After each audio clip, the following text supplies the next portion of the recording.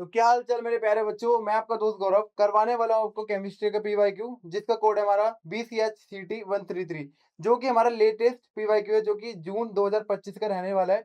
तो बिना किसी देरी के स्टार्ट करते हैं, और आप चैनल को सब्सक्राइब कर दो और मैं स्टार्ट करता हूँ अपने लेक्चर को। ठीक है, तो जो हमारा कोड जैसे मैंने बताया को हमारा BCH CT 133, जो कि हमारे रिसेंट का जून 2025 का क्वेश्चन पेपर रहने वाला है। बहुत डिमांड करी बच्चों ने कि भैया रिसेंट वाला करवा दो, तो आपकी डिमांड पूरी करते हैं वीडियो के अंदर। पहला क्वेश्चन, तो पहला क्वेश्चन जो हमारा सिंपल सा है कि you just have to differentiate between state function and path function. तो दो तरह के फंक्शन होते हैं, थर्मोडायनेमिक फंक्शन, स्टेट फंक्शन और पाथ फंक्शन। तो स्टेट फंक्शन वो फंक्शन होते हैं हमारे जो हमारे पाथ पे डिपेंड नहीं करते, एंड पाथ फंक्शन वो होते हैं जो कि हमारे टोटल पाथ पे डिपेंड करते हैं। इसके एग्जांपल के साथ देखते हैं। एज आई टोल्ड यू कि मैंने आपके लिए सारे डिटेल सॉल्यूशन एक साथ तैयार कर दिए हैं, ताकि आप लोग इजीली स्क्रीनशॉट ले पाओ और आपको ज़्यादा टाइम लगाना ना पड़े। ठीक है, तो सारी टेंशन मेरे ऊपर छोड़ के बस आपको प्रिपरेशन करनी है। So let's just start with state function.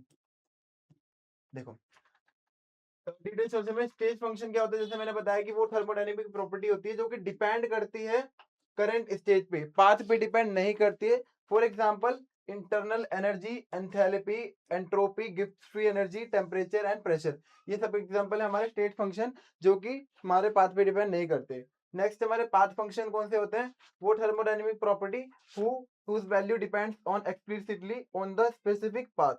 ठीक है, तो जो पाथ पे डिपेंड करते हो पाथ फंक्शन है, जो हमारे स्टेट पे पाथ पे डिपेंड नहीं करते हो स्टेट फंक्शन। इसके एग्जांपल क्या होंगे हमारे, वर्क डन और हीट ट्रांसफर। ठीक है, पहला क्वेश्चन सिंपल था। सेकंड हमारे न्यूमेरिकल है, what would be the amount of heat required to raise the temperature। they were asking about heat का amount, बेसिकली क्यू की बात कर रहे हैं, क्यू पूछा जा रहा है और हमें टेम्परेचर दे रखा है इनिशियल, फाइनल और स्पेसिफिक हमारे दे रखा है, इसमें हीट कैपेसिटी दे रखी है। तो ऐसे टोल्ड यू, जब भी आप न्यूमेरिकल करो तो उसकी न्यूमेरिकल वैल्यू जो गिवन है, जो भी वैल्यू गिवन है उसको आप लिख लो। ठीक है, जैसे मैंने बताया, देखो उस क्वेश्चन में 5 ग्राम दे रखा था हमारा आयरन का मास, इनिशियल टेम्परेचर और फाइनल टेम्परेचर दे रखा था, और स्पेसिफिक हीट कैपेसिटी दे रखी थी। जो गिवन वैल्यू थी सीधे सीधे लिख दी। सिंपल, वो याद रखना, हमेशा यही करना है, जब भी न्यूमेरिकल आए गिवन वैल्यू आपको लिख देनी है। फॉर्मूला हीट का क्या हमारा, मास, हीट कैपेसिटी और टेम्परेचर। स्टेप बाय स्टेप करते हैं। टेम्परेचर डिफरेंस कैसे निकाले, इन दो इसमें से इसको माइनस कर दिया, टेम्परेचर निकल के आ गया हमारा। और एक एक करके वैल्यू रखेंगे। इसकी पहले एम सी टी, एम हमारा 5 ग्राम और सी हमारा है 0.445 और टेम्परेचर भी आपने निकाला 50। तो इसको कैलकुलेट करना है बस। ठीक है, जैसे मैं बताऊँ यही चीज करी जा रही है आगे। 5 ग्राम, 0.45 और 50, तो ये हमारा सीधा सीधा आंसर निकल के आ जाता है हीट का। तो सीधा आंसर निकल के आ गया, बस आपको क्या करना है, वैल्यू पुट करनी है हीट वाले फॉर्मूले के अंदर, Q equals to M C और del T. Next question, state first law of thermodynamic, उसको बताना है, थर्मोडायनेमिक का लॉ बताना है। क्या आप लोगों ने 10वीं क्लास में हमारा एनर्जी का लॉ पढ़ा है, सिंपल जो law of conservation of energy है, तो वो सिंपल सा वही इसके अंदर है इसका आंसर। तो स्टेटमेंट क्या है, the first law of thermodynamic is the law of conservation of energy applied to thermodynamic system. It is state that the energy can neither be created nor be destroyed, but it can be transfer from one form to another. Simple है, first law of thermodynamic, and they are asking for the mathematical expression. तो mathematical expression देखते हैं, ये रहा, internal energy, heat और work done. तो कोई भी मेरा एक सिस्टम है, लेट्स सपोज मेरा सिस्टम है, इसके अंदर जो हमारे टोटल, अगर मैं इस पे कोई वर्क कर रहा हूँ, टोटल अगर मैं इसको एनर्जी दे रहा हूँ, लेट्स सपोज एनर्जी प्रोवाइड कर रहे हैं या फिर काम करे जा रहा है, या फिर क्यू अमाउंट में एनर्जी दी जा रही है हीट की फॉर्म में, तो इसका जो सिस्टम है किस तरीके से काम करेगा। या तो इसके अंदर का जो सिस्टम है इंटरनल एनर्जी का एब्जॉर्ब कर लेगा, या किसी इसको यूजफुल वर्क में कन्वर्ट कर देगा। ठीक है, या तो वर्क डन में कन्वर्ट कर देगा, सॉरी, या तो इंटरनल एनर्जी में एब्जॉर्ब हो जाएगी सारी एनर्जी, या फिर किसी को वर्क डन में कन्वर्ट कर देगा। तो इसलिए हमारा डेल यू की वैल्यू लिखी है Q प्लस W। ठीक है, change in the internal energy, amount of heat exchange, work done by the system. तो सबकी वैल्यू, सबकी बात लिख दी। नेक्स्ट क्वेश्चन पे मूव करते हैं, जो कि है हमारा 1 mole of an ideal gas is held in a cylinder at a pressure of 10 bar and 300 Kelvin temperature पे the pressure is suddenly released from ये pressure change हो गया and the gas expand isothermally. Calculate करना है work done, heat और internal energy और enthalpy, और are की वैल्यू तो आपको पता ही है। तो ये जो चीज लिखी है, 2 मिनट,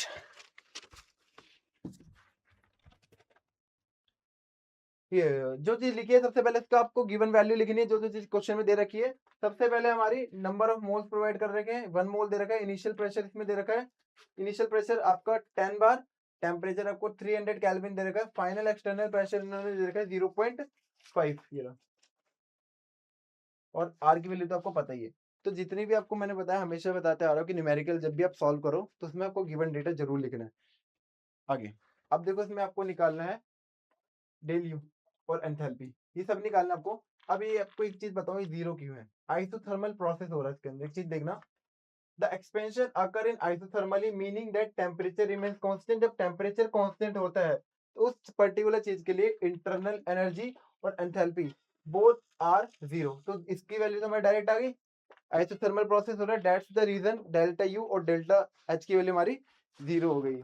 और सेकंड हम निकालते हैं वर्क डन। तो the press suddenly release of 0.5 by temperature, जो हमारा प्रेशर दे रखा था और एक्सटर्नल प्रेशर दे रखा था, अब हम रखते हैं इसको वर्क वाली एक्सप्रेशन के अंदर। वर्क डन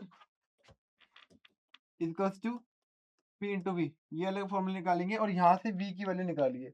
आपने फॉर्मूला पढ़ा है, P V equals to N R T, तो यहाँ से वी की वैल्यू इन्होंने निकाल दी N R T upon P. तो यही चीज आपको इसमें याद रखनी है और वर्क डन वाली एक्सप्रेशन में पुट करनी है। तो यहाँ पे एक्सटर्नल प्रेशर ले रखा है और ये जो दिख रहा है आपको ये वी ही है। कैसे लिखा, मैं लिख के जाता हूँ, P external V two minus V one, ठीक है।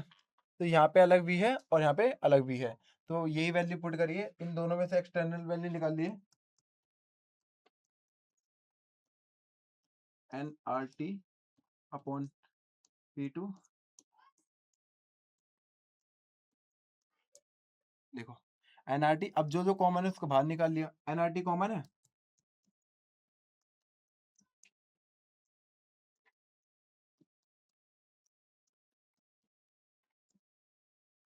अब जो जो एट द एंड आपकी वैल्यू बची है उसको पुट कर दो। N R T N one था, आर की वैल्यू आपको पता है, टेम्परेचर हमने पीछे देखा तो ये इनकी वैल्यू रख दी, और 1 अपॉन, और ये पी एक्सटर्नल भी दे रखा था पीछे, और अब आएगा हमारा 1 अपॉन पी एक्सटर्नल, ये दे रहा 1 अपॉन 0.5 माइनस 1 अपॉन ये सारी चीज हमें दे रखी है, और एट द एंड बस इस वैल्यू को सॉल्व करके फाइनल आंसर आपका आ जाता है ये हमारा निकल गया वर्क डन। तो वर्क डन की वैल्यू हमारी ये आ गई सीधी सीधी। तीन चीज आ गई हमारी, डेल एच, डेल यू और वर्क डन। लास्ट हमारा रह रहा है क्यू। क्यू का फॉर्मूला वर्क डन से निकलेगा, del U equals to Q plus W. ये हमारा जीरो था, हमने स्टार्टिंग में देखा, और क्यू प्लस डब्ल्यू, तो इसको देखो यहाँ पे क्यू प्लस डब्ल्यू की वैल्यू हमारी जीरो के बराबर आ गई, तो W equal sorry Q equals to minus W. तो जो भी आपकी डब्ल्यू की वैल्यू है, आपकी डब्ल्यू की वैल्यू माइनस में आई है, उसी को हम प्लस में कर देंगे, वही आपका आंसर रहेगा 2369.49। सिंपल, समझ आया? 4 स्टेप कैसे करें। पहली बात, आइसोथर्मल प्रोसेस था जिस वजह से हमारे डेल यू और डेल एच जीरो हो गया, और सेकंड वर्क डन का फॉर्मूला ये वाला अप्लाई करा, यहाँ से ये जो वी की वैल्यू है इस फॉर्मूले में से निकाली आइडियल गैस इक्वेशन में से, और फिर डायरेक्ट पुट करके इसका आंसर निकाल दिया। आई होप यू अंडरस्टैंड। यार समझ आ रहा है तो चैनल को सब्सक्राइब करते चलो और लाइक करना मत भूलना। तो नेक्स्ट बढ़ते हैं, देखो फाइनल चारों आंसर निकाल दिए, del U, del H, work done और heat. Crystallization of supersaturated solution of sodium acetate is spontaneous and exothermic process is the process of entropy driven या फिर हमारा enthalpy driven।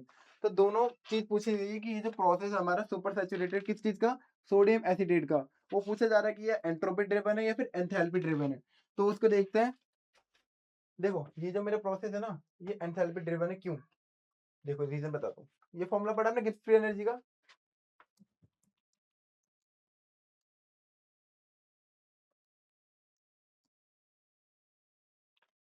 ये फॉर्मूला, तो इस फॉर्मूला की बेसिस से इसका आंसर निकलेगा। देखो ड्यूरिंग क्रिस्टलाइजेशन एक डिसऑर्डरनेस होती है, डिसऑर्डरनेस की जब भी बात होगी तो आप बात करोगे एंट्रोपी की। डिसऑर्डरनेस या फिर रैंडमनेस, ये जो वर्ड्स मैंने लास्ट लेक्चर में बताए थे, तो ये हमारा एंट्रोपी की बात हो रही है। Liquid solid transfer into the highly order crystalline solid structure, this decrease the systems randomness means that entropy change is negative. तो इस पर्टिकुलर लाइन से पता चल रहा है कि एंट्रोपी हमारी नेगेटिव हो रही है। यहाँ से पता चला एंट्रोपी की वैल्यू नेगेटिव है। चलो ठीक है, आगे एंट्रोपी नेगेटिव आ गई, तो यहाँ पे से जो हमारा टी तो हमारा फिक्स है, डेल एस हमारा नेगेटिव आ गया, तो यहाँ पे जो एक्सप्रेशन बनेगी ये वाली एक्सप्रेशन बनेगी। अब आते हैं for the crystallization process of spontaneous the give free energy या फिर just change in delta G must be negative. जब भी स्पॉन्टेनियस रिएक्शन होती है, as I told you, spontaneous की दो कंडीशन होती है, एक हमारा डेल्टा जी की वैल्यू हमारी नेगेटिव होनी चाहिए और डेल्टा एस की वैल्यू हमारी पॉजिटिव होनी चाहिए। तो ये चीज बताना चाह रहे हैं, स्पॉन्टेनियस हो रही तो गिव फ्री एनर्जी की वैल्यू हमारी नेगेटिव होगी। This is only possible if the enthalpy change is negative and its magnitude is large enough to completely override the unfavorable position of t minus del s as the term। जिसका मतलब जो भी हमारा final answer आ रहा है वो ये define करता है कि हमारा डेल्टा जी 0 से नीचे है और ये प्रोसेस हमारा एंथैल्पी ड्रिवन है। ठीक है, ये मेन रीजन था डेल्टा जी वाला। डेल्टा जी को एक्सप्रेशन को लेकर आपको आगे बढ़ना है। नेक्स्ट पे बढ़ते हैं, calculate the standard enthalpy of formation of CH2 given that the standard enthalpy of combustion of carbon sulfur and CH2 are, ये दे रखी है आपको। सबसे बढ़िया और सबसे सिंपल क्वेश्चन हमारा यही है जिसमें 3 नंबर आपके फ्री के मिलने वाला है। कैसे, देखो ये इक्वेशन आपको याद रखनी, जब भी आपको पता है कि हमारा कार्बन सल्फाइड और ये बनाना है आपको, तो ये आपको पता होनी चाहिए। इसमें 3 इक्वेशन निकालनी है। ये आपको एक रूल है, ये हकल्स रूल, सॉरी हैज़लो आपको फॉलो करना है इसके अंदर। देखो पहले हम इस कार्बन के लिए देखेंगे, फिर सल्फर के लिए, फिर बोथ के लिए। तो यहाँ से मैं निकालता हूँ पहली क्वेश्चन जो कि हमारा फॉर्मेशन कर रहा है carbon plus oxygen equals to carbon dioxide. ये मेरी पहली क्वेश्चन हो गई। ठीक है, जिसमें आपको क्वेश्चन दे रखा था एंथैल्पी गिवन, और यहाँ पे सल्फर वाली निकालता हूँ, sulphur plus oxygen sulphur dioxide, ये दूसरी क्वेश्चन हो गई। और ये थर्ड वाली सीजियम वाली, सॉरी कार्बन वाली, ये मेरी थर्ड इक्वेशन हो गई। अब देखना हो क्या रहा है, तीनों को मैंने ऑक्सीजन की प्रेजेंस में रिएक्ट करा है, तीनों को। ये थर्ड इक्वेशन हो गई। क्या होगा अगर मैं इन दोनों इक्वेशन को ऐड करूंगा, इन दोनों को ऐड करके उसमें से ये वाली इक्वेशन को माइनस कर दूंगा, फर्स्ट सेकंड इक्वेशन को ऐड करके उसमें से थर्ड वाली इक्वेशन को माइनस कर दूंगा, तो क्या होगा कि इधर इधर, अब देखो इधर आपके 2 ऑक्सीजन थी, इधर से आपकी ये कट जाएगी। देखो इन दोनों को प्लस करेंगे लेफ्ट साइड पे और इसको माइनस करेंगे, तो यहाँ पे से कार्बन डाइऑक्साइड आपके बचेगा CH2। ठीक है, लेफ्ट साइड और इससे ये कट जाएगा, तो आपके क्या बचेगी कार्बन सल्फर और हमारी कार्बन सल्फाइड। तो इधर क्या बताना चाह रहे हैं कि जब भी अगर मैं इन दोनों इक्वेशन को प्लस करके इसमें से इसको माइनस करेंगे तो मेरा फाइनल आंसर आ जाएगा।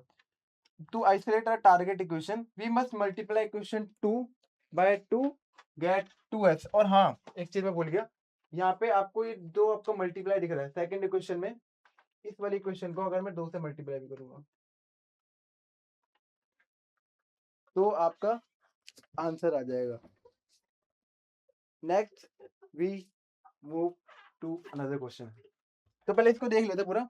ये क्वेश्चन फर्स्ट वाली एंथैल्पी सेकंड वाली एंथैल्पी को डबल करा, क्यों डबल करा, क्योंकि यहाँ पे 2 की क्वांटिटी में था और उसमें से इसको माइनस कर दिया क्योंकि इसकी क्वांटिटी 1 थी। ये वैल्यू दे रखी है आपको क्वेश्चन में, एडिट सोल्व करके आपका फाइनल आंसर आ जाएगा जो कि हमारा +1250। समझ आया भाई लोग? तो बढ़ते हम नेक्स्ट क्वेश्चन पे जो कि हमारा drive the relationship between Kp and Kc for the following equilibrium reactant, जो कि हमारी क्वेश्चन ये दे रखी है N2 + 3H2 एंड 2NH3। देखो आपको क्वेश्चन मैंने लास्ट क्वेश्चन पेपर में बताई थी इक्विलिब्रियम वाली। राइट साइड के जो हमारा प्रेशर ऑफ NH3 और pressure of N2, pressure of H2, तो इस तरीके से आपका क्वेश्चन तो निकल जाएगी और डेराइव करके बतानी है Kp एंड Kc के बीच में जो रिलेशन है। और Kc कैसे निकलेगा, बस यही चीज करनी है, बस कंसंट्रेशन वाला प्रेशर नहीं लगेगा, NH3 N2 और H2, ये दोनों है। अब इस चीज को ध्यान में रखते हुए हम आगे बढ़ते हैं। ये देखो केपी की इक्वेशन ये लिखी जो मैंने लिखी और केसी की इन्होंने ये लिखी। अब फॉर्मूला आइडियल गैस की इक्वेशन जो मैंने लिखा है, पीवी इक्वल्स टू NRT, और यहाँ से मैंने लिख दिया प्रेशर की वैल्यू N/V/RT। ये जो है गिवन मोल अपॉन वॉल्यूम, तो हमारे कंसेंट्रेशन लेके चलेंगे। ये P equals to N/V/RT, N/V मतलब मोलैरिटी दैट कंसेंट्रेशन, तो उसको आगे लेके चलते हैं, इसको पुट करेंगे अब इक्वेशन में। तो देखो बट देखो यहाँ पे जो कंसेंट्रेशन है, ये यहाँ पे भी कंसेंट्रेशन NH3 की है, ये कंसेंट्रेशन का तो ऑलरेडी फॉर्मूला है, तो इसका मतलब जो मेरी कंसेंट्रेशन वाला फॉर्मूला है, ये जो प्रेशर वाला फॉर्मूला है, इसमें डायरेक्ट अगर मैं ये वाला फॉर्मूला अप्लाई करूँ तो हो सकता है। तो ये बताना चाह रहे हैं डायरेक्टली, ये ब्रैकेट मतलब कंसेंट्रेशन ऑफ NH3, अगर मैं प्रेशर वाले फॉर्मूले में, ये पीछे मैंने क्या लिखा है, ये लिखा है, तो यहाँ पे जो कंसेंट्रेशन है, यहाँ पे जो भी मॉलिक्यूल है उसकी कंसेंट्रेशन को लेके चला जा रहा है, तो NH3 और NH3 की कंसेंट्रेशन मल्टीप्लाई RT, N2 की कंसेंट्रेशन मल्टीप्लाई RT, H2 की कंसेंट्रेशन मल्टीप्लाई RT। अब सब्स्टिट्यूट करेंगे पार्शियल प्रेशर को।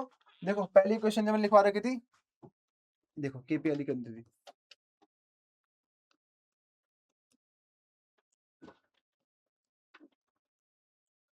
ये पार्शियल प्रेशर है, ये वाला N2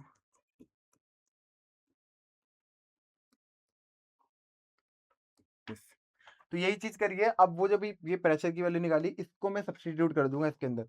तो पहले इक्वेशन में ये पुट कर दिया, नीचे ये कर दिया और इधर ही कर दिया, तीनों जगह आपके सब्स्टिट्यूट कर दी।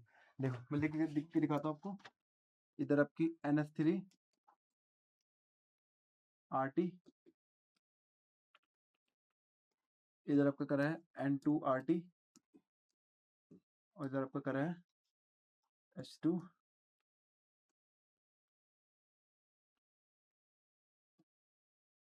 Concentration Q. ठीक है, देखो NH3 N2 और ये H2। अब एक सॉल्व कैसे करें, इसका पहले स्क्वायर कर दिया और इसका स्क्वायर कर दिया, ठीक है, यहाँ पे सॉल्व करा, यहाँ पे सॉल्व करा, यहाँ पे इसका क्यूब कर दिया, यहाँ पे इसका क्यूब कर दिया।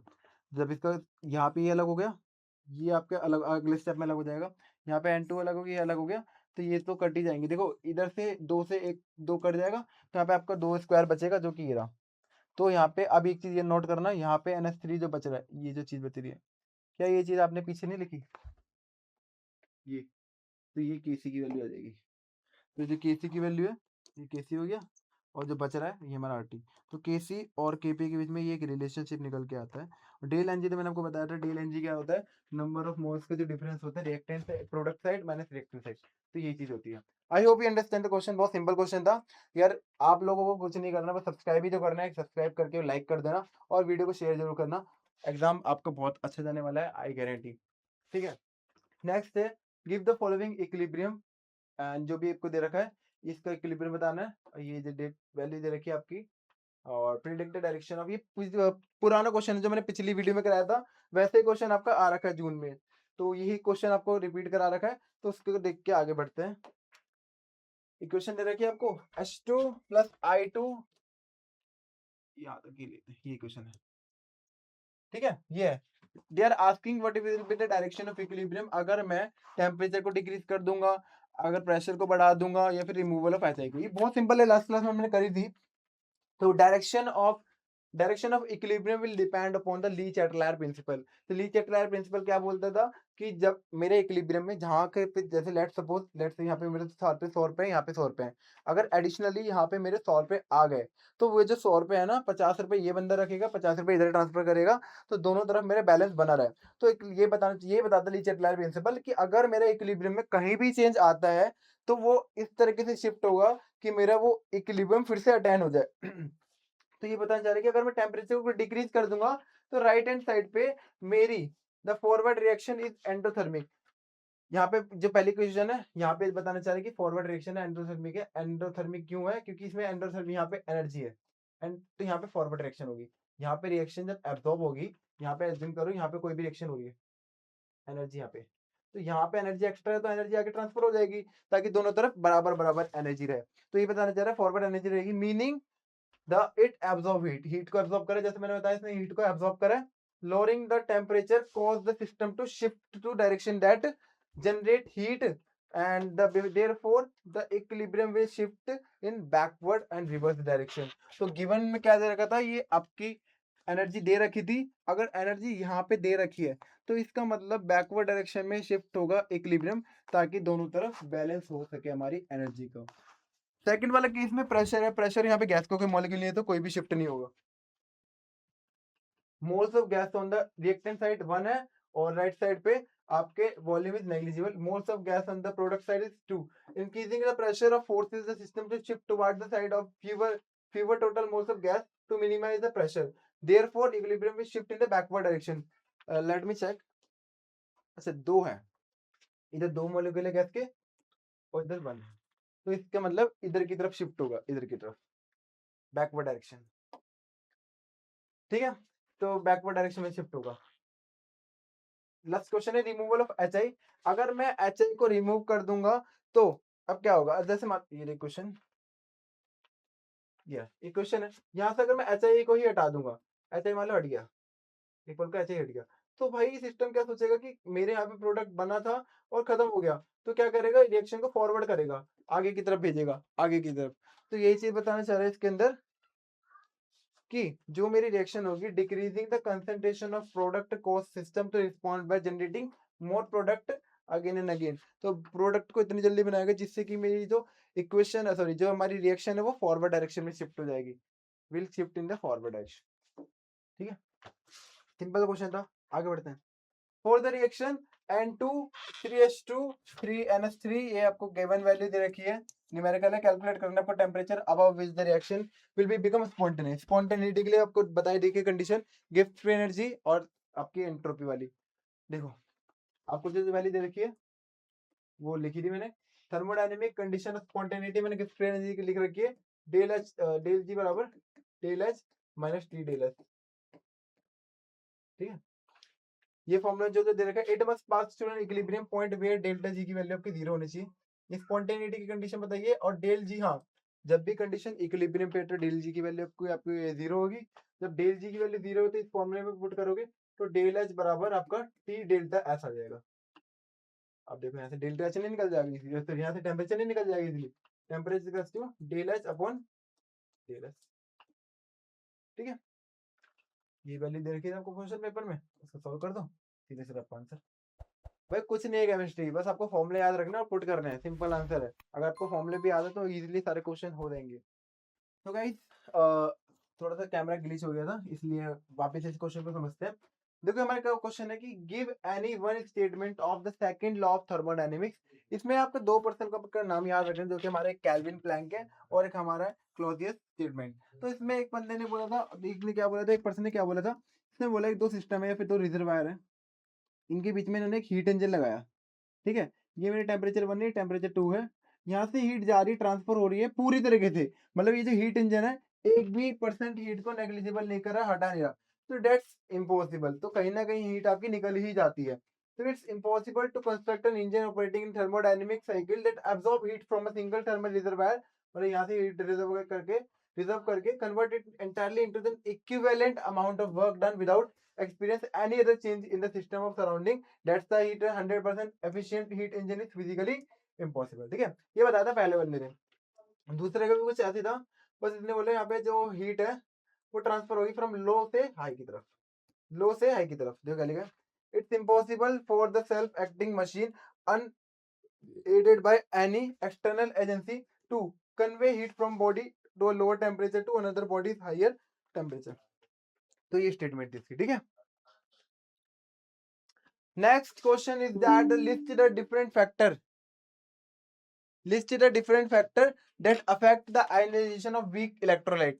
तो ये हमें बताना क्या क्या फैक्टर है जो कि वीक इलेक्ट्रोलाइट के आयनाइजेशन को अफेक्ट करता है। देखो ये आपको याद रखना है क्या क्या है, वो मैं बता देता हूँ लाइन बाय लाइन। कौन कौन से थे, नेचर ऑफ सॉलिड पे डिपेंड करता है, ठीक है। पहले क्या है, नेचर ऑफ सॉलिड पे डिपेंड करते हैं वो। नेचर ऑफ सॉल्वेंट पे डिपेंड करता है, सॉलिड सॉल्वेंट दोनों पे डिपेंड करते हैं, कंसंट्रेटेड सॉल्यूशन है या फिर डाइल्यूट सॉल्यूशन है उस पे डिपेंड करते हैं, टेम्परेचर पे डिपेंड करते हैं, प्रेजेंस ऑफ कॉमन आयन पे डिपेंड करते हैं। तो ये 5 चीज आपको याद रखनी है, ठीक है, तो इसको आप एक्सपेंड करके लिख लेना 5 चीज, ठीक है। नेक्स्ट इसका न्यूमेरिकल क्या है, पीएच डिफाइन करो, कैलकुलेट करो पीएच ऑफ, ये आपका दे रखा है 1 × 10⁻³ mole aqueous solution of the sulphuric acid given जो वैल्यू दे रखी है वो लिखिए। देखो सिंपल क्वेश्चन है, डेफिनेशन ऑफ पीएच क्या होता है, pH of the solution is the definition as negative logarithm के अकॉर्डिंग -10, जैसे कि 20 में आपको 10 लेना पड़ता है लॉग के तौर पे, ऑफ द मोलर हाइड्रोनियम या फिर हाइड्रोजन ऑफ आयन कंसंट्रेशन। तो ये हमारे दिख रहा है pH equals to -log10 hydrogen ion की कंसंट्रेशन।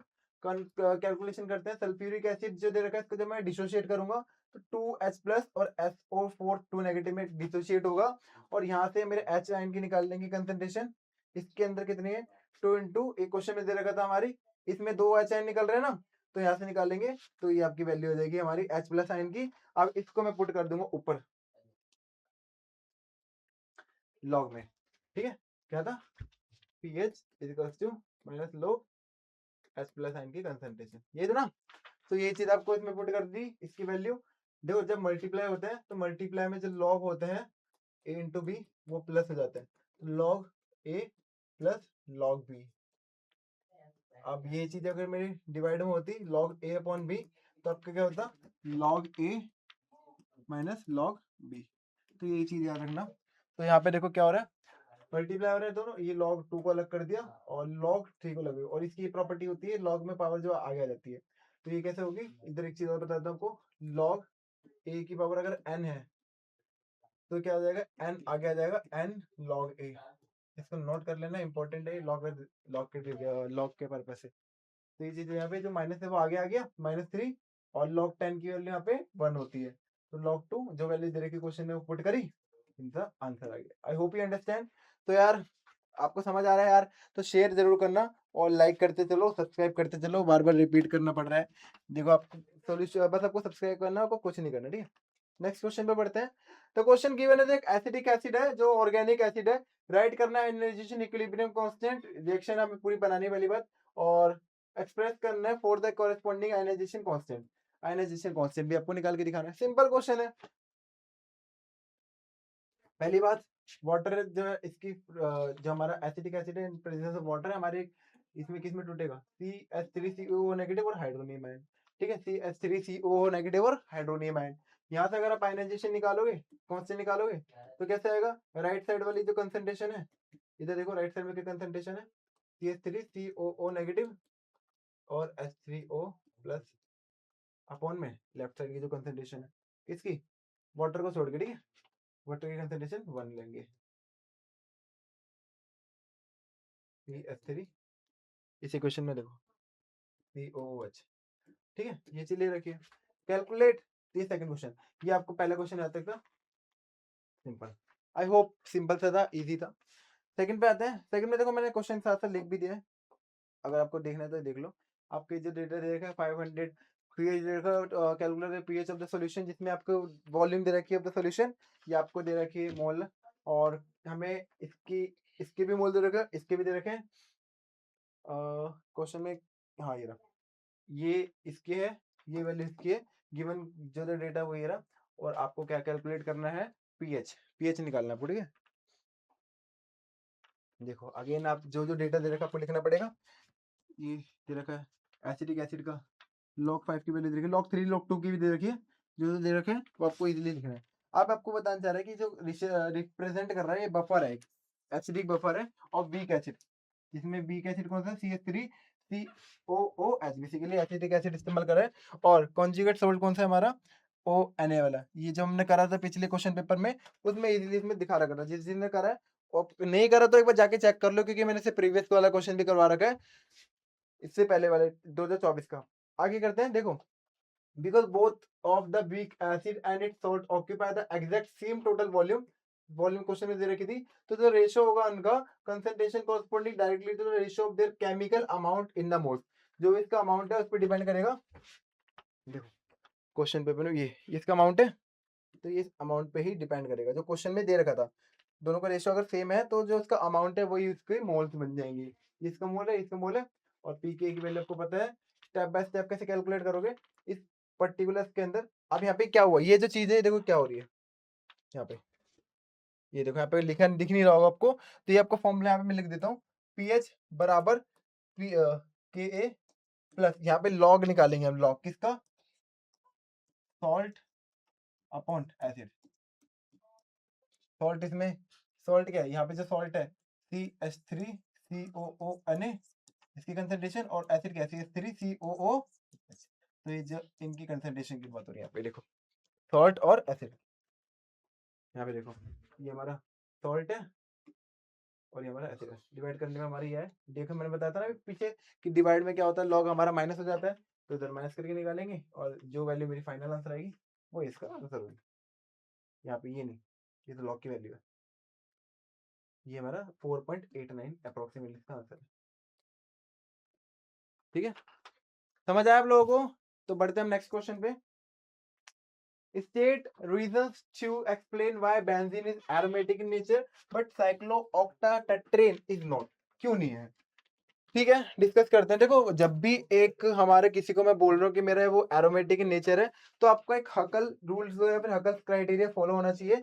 ये 4n+2 का बताना चाह रहे हैं। According to Huckel's of Huckel's for aromaticity, a molecule must be in cyclic planar completely conjugate through the loop and contain 4n+2 pi electron। क्या बोला इन्होंने, 4n+2 pi electrons must be present for aromaticity।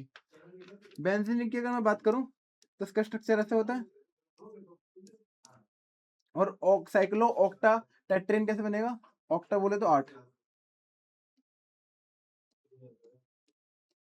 ठीक है, sorry ऐसे बनेगा। तो ये बताना चाह रहे हैं यहाँ पे मेरे 1 2 3 3 पाई इलेक्ट्रॉन प्रेजेंट है, और 3 पाई बॉन्ड, और हमारे 6 पाई इलेक्ट्रॉन प्रेजेंट है। डेट्स वाई यहाँ पे मेरी एरोमेसिटी या फिर हमारा ये एरोमेटिक रिंग बनाएगा।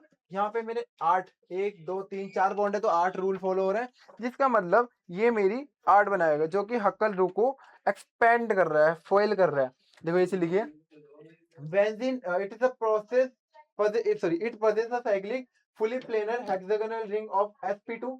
अब ये sp2 क्या है,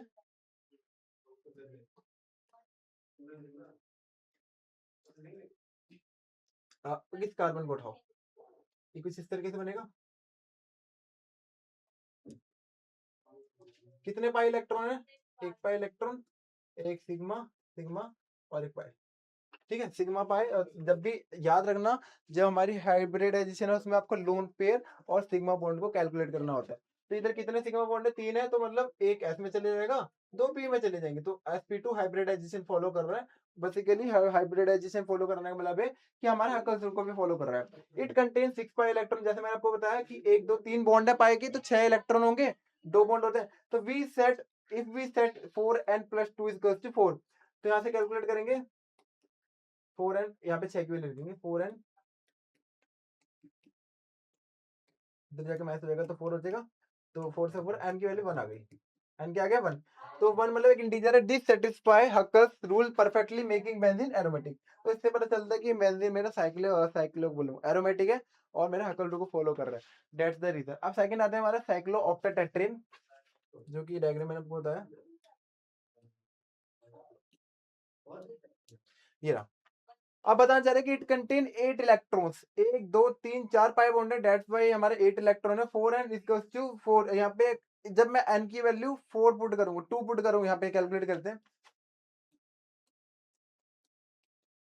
8,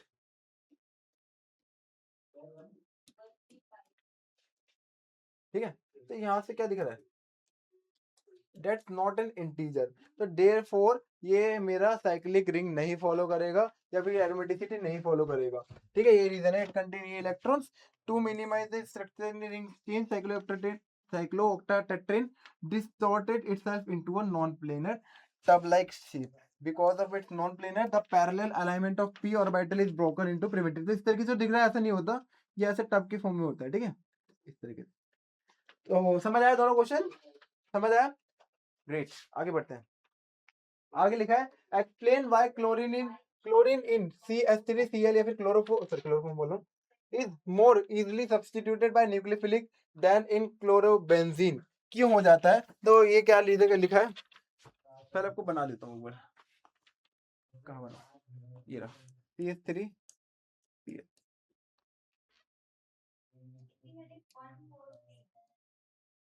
पहले क्या लिखा है, क्लोरीन इन CH3Cl और methyl chloride basically is more easily substituted by nucleophilic than the cyclobenzene। तो इसमें सब न्यूक्लियोफिलिक रिएक्शन सब्स्टिट्यूट इसको इजीली क्यों कर देती है एज कम्पेयर टू हमारा बेंजीन वाला। तो एज पर हमारा जो साइक्लिक वाला बन रहा है, जितने भी साइक्लिक कंपाउंड है उसमें मेरा रेजोनेंस इफेक्ट उसको बचा लेता है, रेजोनेंस की वजह से वो बच जाता है। क्योंकि जो इलेक्ट्रॉन अगर पकड़ने भी आते हैं, इस पे अटैक करने आते हैं, तो इलेक्ट्रॉन घूमते रह जाते हैं, जिस वजह से ये हमारा थोड़ा सा स्ट्रॉन्ग हो जाता है एज कम्पेयर टू हमारा प्लेन वाले से। तो क्या लिखा है, chlorobenzene is significantly less reactive. Chlorobenzene is significantly less reactive towards nucleophilic substitution. Basically इस पे रिएक्शन कम होती है, कौन सी वाली, न्यूक्लियोफिलिक सब्स्टिट्यूशन की। Than alkyl halide of chloro methyl chloride due to two fundamental factor. पहला मेरा आर वाला जो मैंने आपको बताया, resonance effect. In chlorobenzene, the unshared lone pair of electrons on the chlorine atom। कौन सा इसमें बात कर रहे हैं, यहाँ से अगर मैं इस पे बात करूंगा इलेक्ट्रॉन्स की, तो यहाँ पे जो अनशेड है, यहाँ पे जो इलेक्ट्रॉन है इसके क्लोरीन के, यहाँ पे आएंगे, फिर यहाँ पे ट्रांसफर करेंगे, तो घूमते रहेंगे, जिस वजह से पकड़ पाना मुश्किल होता है।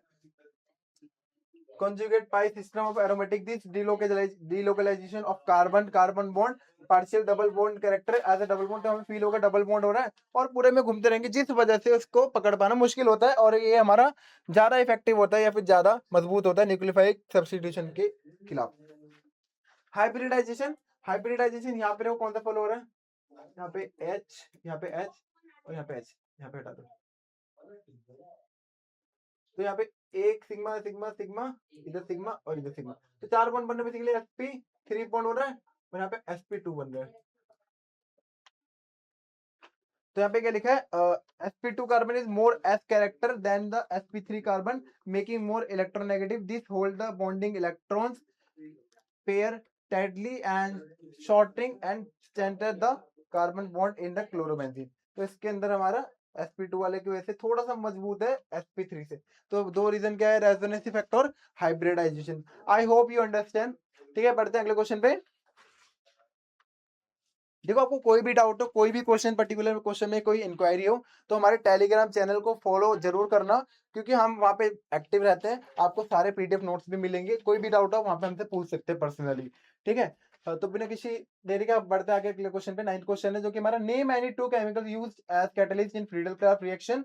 और थर्ड सेकंड क्वेश्चन इसी का कैन, ये हमारे जो दे रखा है मैथ एट प्रोप, chloroproppane used for the preparation of n-propyl benzene from benzene by Friedel-Crafts reaction, yes or no, right the ABC name of benzyl chloride. ठीक है, पहला क्वेश्चन है फ्रीडल क्राफ्ट रिएक्शन बतानी है।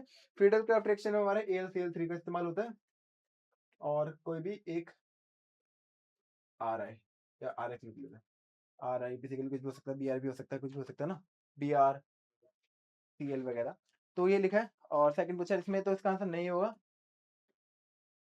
APC name of benzyl chloride. देखते हैं, देखो ये दो डिटेल सोल्यूशन AlCl3 और फेरिक क्लोराइड और बोरोन ट्राइफ्लोराइड ये इस्तेमाल होता है। और सेकंड में इसका आंसर क्या बताना चाह रहे हैं कि हमारा बन सकता है इसके प्रेजेंट में, नहीं। रीजन क्या है, व्हेन वन क्लोरोप्रोपेन जब हमारा होगा रिएक्ट करेगा लुईस एसिड के साथ as a catalyst like anhydrous, ये क्या करेगा, it initially forms a primarily propyl carbocation बना लेगा। वो कार्बोकेटाइन, ये यहाँ से देखो Cl हट जाएगा तो यहाँ प्लस चार्ज आ जाएगा। Carbocation primarily carbocations are unstable होते हैं एंड इंस्टेंटली अंडरगो करते हैं internal rearrangement via 1,2 hybrid shift to generate a most stable secondary isopropyl carbocation. देखो पहले स्टेप में कार्बन क्लोरीन हट के ये बना, सेकंड में ये बना, अब थर्ड फॉर्म में क्या हुआ, बीच ये जो आयन यहाँ पे आ गया और एच इधर चली गई तो CH3 हो गया।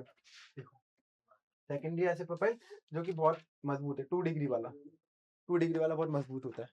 2 डिग्री, ये 1 डिग्री है, यहाँ पे बेसिकली एक ही कार्बन है। इस कार्बन, अगर इस वाले कार्बन की बात करें तो इधर से इधर को भी प्रोटेक्ट कर रहा है, ये भी प्रोटेक्ट कर रहा है, तो दैट्स द रीजन ये हमारा शिफ्ट करता है। तो this rearrangement secondary carbocation acts as actual electrophile attacking the benzene ring. As a result the reaction leads to isopropyl benzene या फिर cumene as a major product and rendering it impossible directly synthesize to propyl in other way. I hope you understand. Next में बढ़ते हैं। IUPAC name of benzyl chloride ये बताना है। तो यहाँ पे कार्बन लग रहा है तो इसको मैं बोल सकता हूँ क्लोरोमिथाइल बेंजीन, क्लोरोमिथाइल बेंजीन। और मैंने क्या लिखा है इसको मानो 1 2 3 करके, तो 1 पे क्लोरो, 1 पे फिनाइल और मीथेन। इस कार्बन पे 1 पे क्लोरो, 1 पे ही मेरा फिनाइल और पूरा मीथेन एक कार्बन को लेके चलेंगे, तो दो तरीके से आंसर कर सकते हैं। Next we move to the हमारी naming reaction. Naming reactions are very much important. जितने भी आप नेमिंग रिएक्शन कर लो सब कम है, तो आपको नेमिंग रिएक्शन पे ज्यादा ध्यान देना है। तो करते हैं एक एक करके सारे क्वेश्चन कंप्लीट करने में सारे क्वेश्चन को।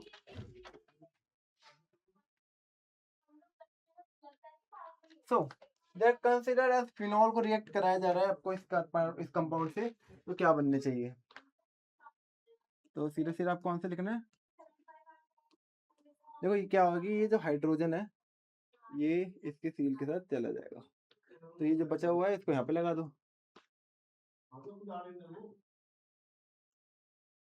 सॉरी,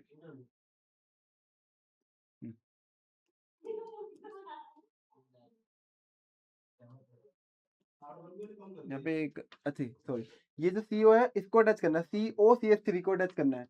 मेरी गलती हो रही है, ऐसे करना, सॉरी, समझ आया? एक कीटोन वाला पार्ट बोल सकते हैं, नहीं कीटोन नहीं, यहाँ पे एक और ऑक्सीजन है, तो ये बनेगा हमारे पहले वाले स्टेप के अंदर।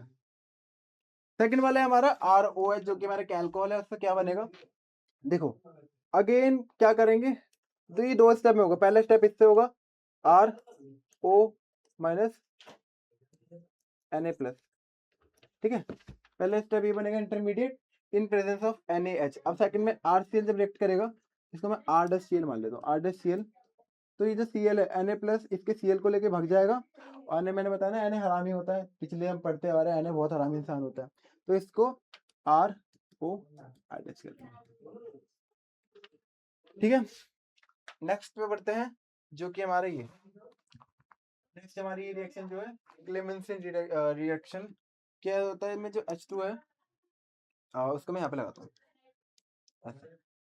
यहाँ से ये वाला पार्ट अलग हो जाएगा और HCl अलग हो जाएगा, तो क्या बनेगा यहाँ पे RCHO प्लस HCl। समझ आया दोस्तों? समझ आ रहा है तो भाई लाइक करते चलो यार, भूलना मत लाइक करना। सारे रिएक्शन देखो, सारे रिएक्शन। अब इसमें क्या बनेगा, ये हमारा एक ऑक्सीडाइजिंग एजेंट है, पोटेशियम परमैंगनेट, ठीक है। अभी यहाँ पे क्या हो रहा है कि ऑक्सीजन की प्रेजेंस में है, तो क्या करेगा, पहले इस बॉन्ड को तोड़ेगा, इस बॉन्ड को तोड़ेगा और यहाँ पे नीचे लगा दो, ऊपर लगा दो, नीचे लगा दो, यहाँ पे बनाएगा अल्कोहल अटैच कर देगा, ठीक है। इस बॉन्ड को तोड़ के इस पे अल्कोहल अटैच कर देगा। इसको थोड़ा छोटा कर दूं,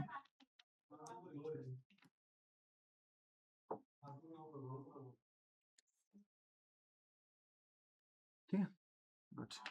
अब देखते हैं नेक्स्ट वाला। नेक्स्ट है हमारे ये, इसको रिएक्ट कराना है हमारे से, तो क्या बनेगा? इसको मैं अगर यहाँ पे करूँ, कहाँ करना चाहिए, वहां पे कर लेते हैं।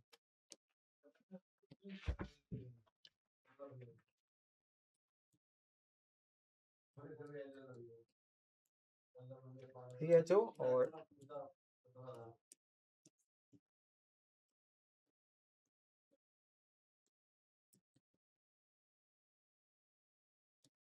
NO2 in presence of H2SO4।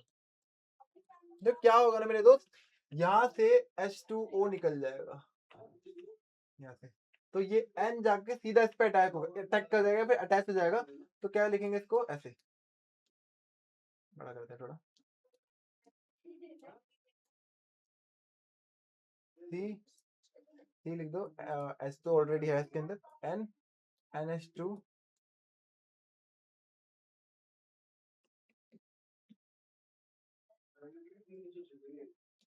NH2, यहाँ से बॉन्ड बनाओ, हाँ NO2 और NO2, तो ये जो बनेगा मेरा फाइनल कंपाउंड बनेगा इस वाले पार्ट के अंदर, ठीक है। समझ आया पांचों पांचों रिएक्शन? ग्रेट। स्क्रीनशॉट ले लो। इसी के तरीके से आपको पेपर में भी करना है, पूरे 5 के 5 मार्क्स मिलेंगे आपको। आई गारंटी अगर आप ऐसे करोगे तो आपको पूरे 5 मार्क्स मिलने वाले हैं। आगे करते हैं।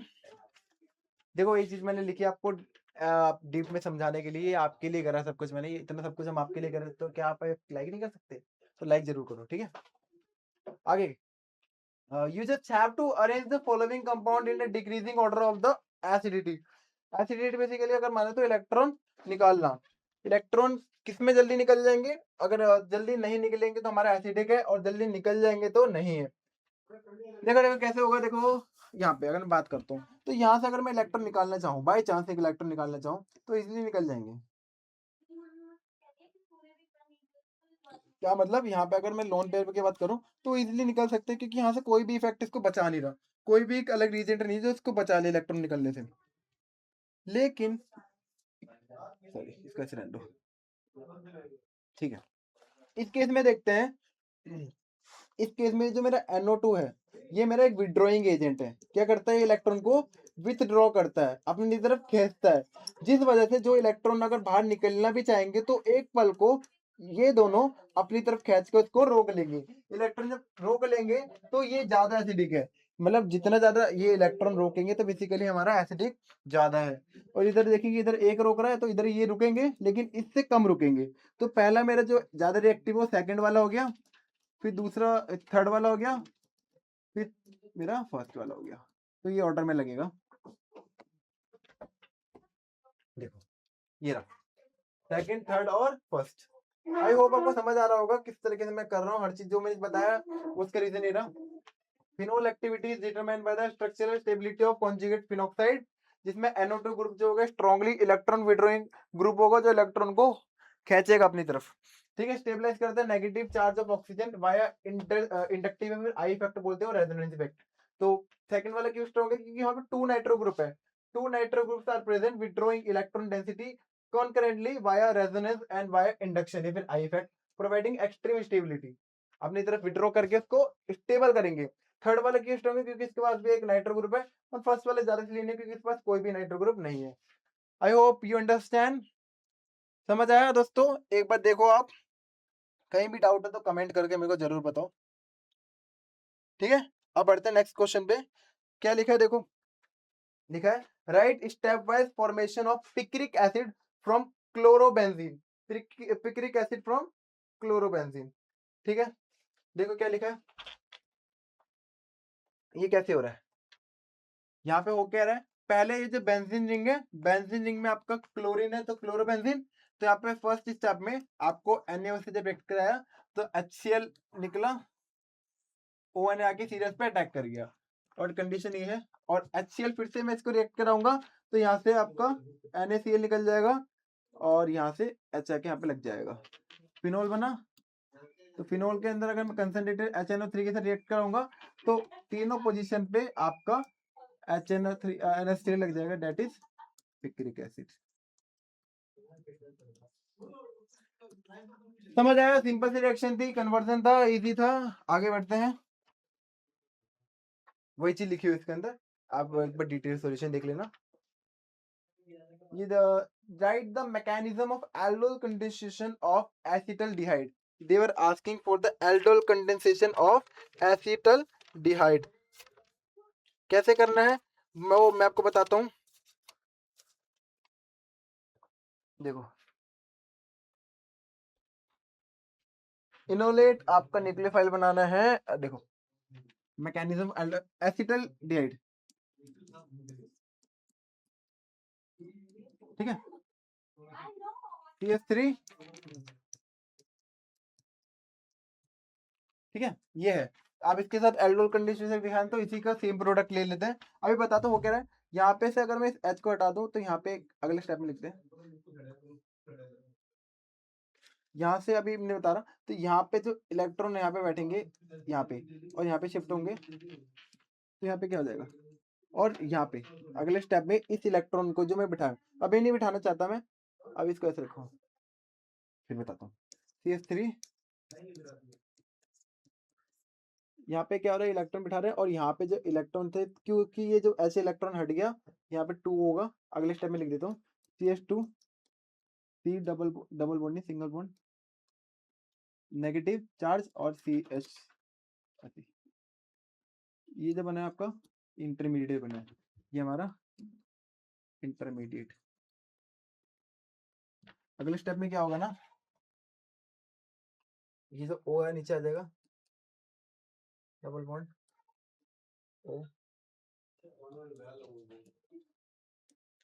ये इलेक्ट्रो सॉरी, और यहाँ पे अभी लोन पेयर बचे, ये हटाओ ऐसे। अब एक और जो मेरा CH3 C double bond O H है, ये वाला इलेक्ट्रॉन इस पे अटैक करेगा और क्या बना देगा, CH3 सी। अब ये इलेक्ट्रॉन ऊपर की तरफ जाके शिफ्ट होगा तो O नेगेटिव, और आपका बचेगा यहाँ पे H तो है ही यहाँ पे, और सीधा आके ये अटैक करेगा तो यहाँ पे होगा CH COH। ठीक है। और नेक्स्ट स्टेप में क्या होगा, ये जो नेगेटिव वाला चार्ज है ये एक होल्ड कर लेगा H को, H मतलब अल्कोहल को, CH3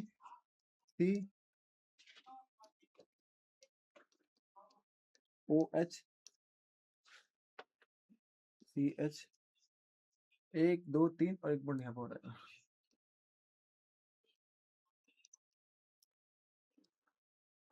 ये चीज फॉर्म होगी। तो ये हमारा बेसिक प्रोसीजर है हमारा न्यूक्लियोफाइल या फिर एल्डोल कंडेंसेशन का जो हमारा मैकेनिज्म है। देखो ये बनी, ये सिंगल बॉन्ड डबल बॉन्ड लगा दिया क्या मैंने गलती से, हाँ ये पे कैसे, ठीक है ये है, ठीक है। अच्छा तो ये बताना चाह रहे हैं तो हमारा कैसे हमारा मैकेनिज्म फॉलो हुआ है एल्डोल कंडेंसेशन का। तो ये चीज आपको स्टेप बाय स्टेप मैंने लिख के बताइए। पहले आपका एल्डोल कंडेंसेशन है, दूसरा वाला ये रहा आपका, यहाँ पे एक नेगेटिव चार्ज बनेगा और फिर यहाँ पे जो नेगेटिव चार्ज ऑक्सीजन पे शिफ्ट हो जाएगा, फिर अगले स्टेप में वही जो रिएक्ट करेगा उस पर अटैक करेगा दूसरे वाले पे, तो उसका वो जो नेगेटिव चार्ज है वहां से एक एच को ले लेगा और यहाँ से एक OH निकल जाएगा। तो ये चीज सिंपल वे में समझा रखी है। सेकंड है आइडोफॉर्म टेस्ट लिखना है। आइडोफॉर्म टेस्ट बेसिकली एक बेसिक सा टेस्ट होता है एल्डिहाइड मिथाइल कीटोन बताने के लिए, अगर वो प्रेजेंस है तो हमारा येलो प्रेसिपिटेट बन जाता है। वही चीज देखो यहाँ पे लिखी हुई है।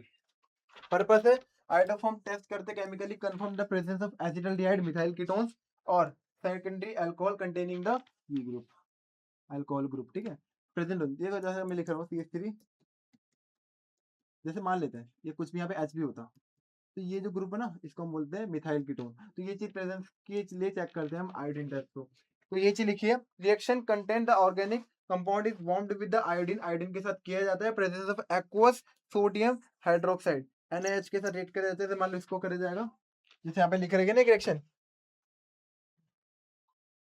जैसे यहाँ पे लिखिए RCOCH3 प्लस 3I को रिएक्ट कराया गया इन प्रेजेंस ऑफ NaOH, तो क्या बना आपका RCOO, एक सॉल्ट बना और एक प्रेसिपिटेट बना जो कि येलो कलर का है। अगर ये प्रेसिपिटेट आ जाता है तो इसका मतलब कि ये प्रेसिपिटेट आ जाता है, इसका मतलब कि ये मेरा क्या है, आयोडीन टेस्ट को पास कर जाता है। इसके अंदर मेरा क्या प्रेजेंट है, ये वाला ग्रुप मिथाइल कीटोन ग्रुप। समझ आया दोस्तों? जो आगे बढ़ते हैं, you just have to prepare benzene from the following reaction. Benzene react करनी है तीनों से, तीनों रिएक्शन के अंदर, ठीक है। तीनों रिएक्शन देख लेते हैं। यहाँ पे आपको रेड फॉर एक्चुअली दिखाई देता हूँ, ये क्या लिखा है, फ्रॉम एसिटाइल कैसे बना इससे, आपका रेड फॉस्फोरस का इस्तेमाल किया गया, रेड हॉट आयरन ट्यूब का इस्तेमाल करा गया इन टेम्परेचर, ये तो डायरेक्टली कन्वर्ट हो जाता है। क्या मतलब CH डायरेक्टली अगर मैं कन्वर्ट करूंगा in presence of red hot tube, red hot tube, तो ये किस में कन्वर्ट हो जाएगा, C6H6 या फिर,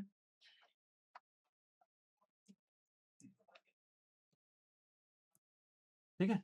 होता क्या है ना, तीन होता है एक्चुअली, तीन। तो क्या होता है कि ऐसे साइड साइड कनेक्ट हो जाते हैं, ऐसे एक ऐसे हो जाता है, तो एक ऐसे हो जाता है ऐसे। तो बेसिकली जिस वजह से ये हमारे पूरी चीज को कन्वर्ट हो जाता है, तीन अगर बॉन्ड अटैच हो गए हमारे 6 बन जाते हैं, जिससे कि मेरे बेंजीन फॉर्म होता है। सेकंड मेरा फ्रॉम सोडियम बेंजोएट, ये रहा, ये लिखा था, यहाँ पे इन्होंने क्या लिख दिया, बस NaOH रिएक्ट करा दो सीधा और in presence of calcium oxide, तो यहाँ पे डायरेक्टली आपको बन जाएगा बेंजीन।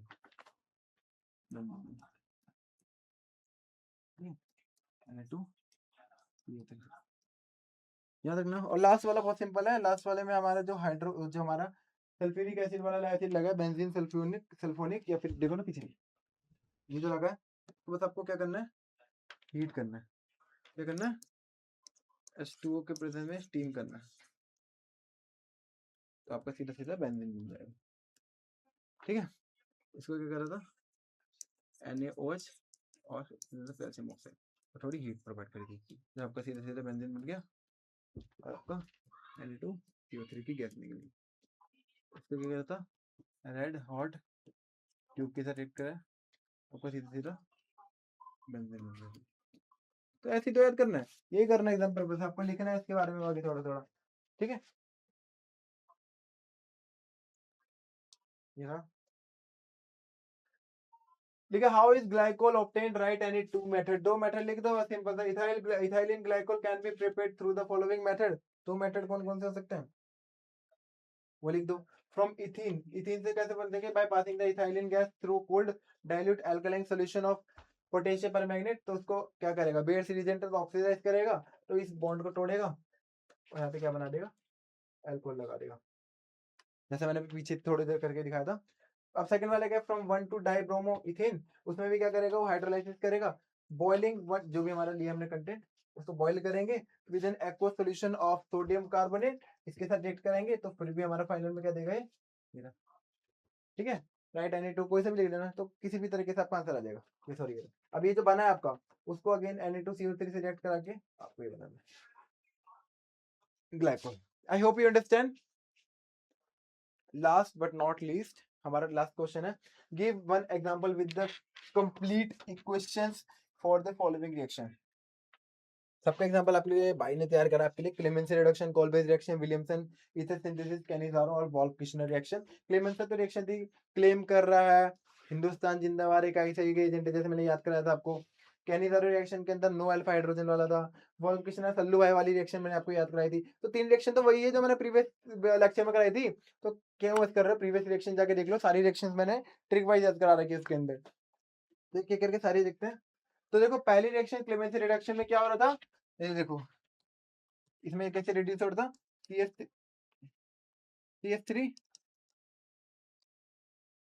COCH3, तो यहाँ पे क्या हो रहा था, यहाँ पे हाइड्रोजन से टू रिएक्ट कर रहे थे, तो आपका यहाँ पे CH2 निकल जाएगा, CH3 CH2 और बाकी वाटर निकलेगा। पहले वाला था। कोल बेस रिएक्शन में होता क्या है कि जो मेरा ये सॉल्ट बन रहा है, ये ऊपर वाला जो बन रहा है सोडियम फिनॉक्साइड जो बन रहा है, उसको कार्बन डाइऑक्साइड टेम्परेचर इस प्रेशर पे जब रिएक्ट कराएगा और एसिडिक मीडियम में, तो यहाँ पे एक अल्कोहल ग्रुप अटैच हो जाएगा, सैलिसिलिटी जिसको बोला जाता है, ये हमारा कॉलबेज रिएक्शन बोलती है। थर्ड है मेरा विलियमसन ईथर सिंथेसिस, ईथर में तो क्या होगा, ये OON है, ON है, CH3 CH2 ON सॉल्ट बन रहा है, और CH3 I की प्रेजेंस में ये आप रिएक्ट करेंगे, तो वो रिएक्शन जब याद कर लोगे ना तो आपको इजी होगा सब में। तो एक करेंगे क्या, यहाँ पे Na है, इसका Cl, ये जो इसका Na है इसको I को ले जाएगा और वो उल्टा आके इस पे अटैच हो जाएगा, बस कुछ नहीं है। ठीक है, आगे वाला था, क्या बताया था मैंने, कहनी था no alpha hydrogen, no alpha hydrogen है, तो यहाँ पे सिंपल सा हाइड्रोजन प्रेजेंस है, फॉर्मल्डिहाइड है, कंसंट्रेटेड NaOH था, और यहाँ पे एक अल्कोहल बनाता है और एक बेसिकली एक एसिड बनाता है और एक बेस बनाता है, सॉल्ट बनाता है, एसिड और एक सॉल्ट। ये तो याद करा था हमने, याद है तो बोलो, भूलना नहीं है क्योंकि आप लोगों को मैंने करवा रखा है। ठीक है, लास्ट वाला क्या था, मैंने सल्लू भाई से याद कराया था, वॉल्फ किश्नर, बोलते ना ना मैंने नहीं करा, तो नहीं नहीं नहीं नहीं से क्या आ जाएगा यहाँ पे NH2 CH3 CH तो बेसिकली एक एल्डिहाइड का रिएक्ट कराया गया इन प्रेजेंस ऑफ दिस। अब यहाँ पे क्या हुआ, जहाँ पे भी आपका ये पर्टिकुलर पोर्शन आ रहा है, यहाँ पे यहाँ की जगह सीधे सीधे आपको मैं फाइनल आंसर बताऊँ तो ये लग जाएगा। अब हो कैसे रहा है देखो,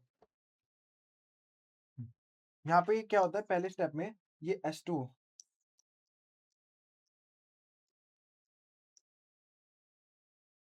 इसका क्या आएगा, इसको बना दो मैं। ठीक है, ये क्या करेंगे, यहाँ से निकल के पानी निकाल देंगे, जब पानी निकालेंगे तो सीधे सीधे इस पे अटैच हो जाएगा, देखो यहाँ पे CH3 CnNH2, और यहाँ से अब ये वाला बॉन्ड टूटेगा, जब ये वाला बॉन्ड टूटेगा तो यहाँ से भी इन प्रेजेंस भी, ये याद रखना कि KOH जरूर डालना, KOH की प्रेजेंस में ये टूट के निकल जाएगा, NH2 निकल जाएगा, सॉरी N2 निकलेगा, और यहाँ पे सीधे सीधे बचेगा CH3 और CH3। तो CH3 और CH3 बिल्कुल एल्किन बन गया। हाँ, तो यही था हमारा बेसिक्स जून 2025 वाला क्वेश्चन पेपर। आपकी डिमांड पे मैंने इसको प्रिपेयर करा, सॉल्यूशन बनाया। क्या आपको समझ आया? अगर आपको कोई भी डाउट हो तो आप कमेंट करना। और हाँ, कोई भी डाउट अगर आपको पूछने हो तो हम लोग एक्टिव रहते हैं व्हाट्सएप ग्रुप और हमारा टेलीग्राम पे, तो उसको जरूर जाके हमारा सब्सक्राइब कर देना। और कोई भी डाउट हो तो कमेंट करना। तो मिलते हैं आपको अगली वीडियो में अगले कॉन्सेप्ट के साथ।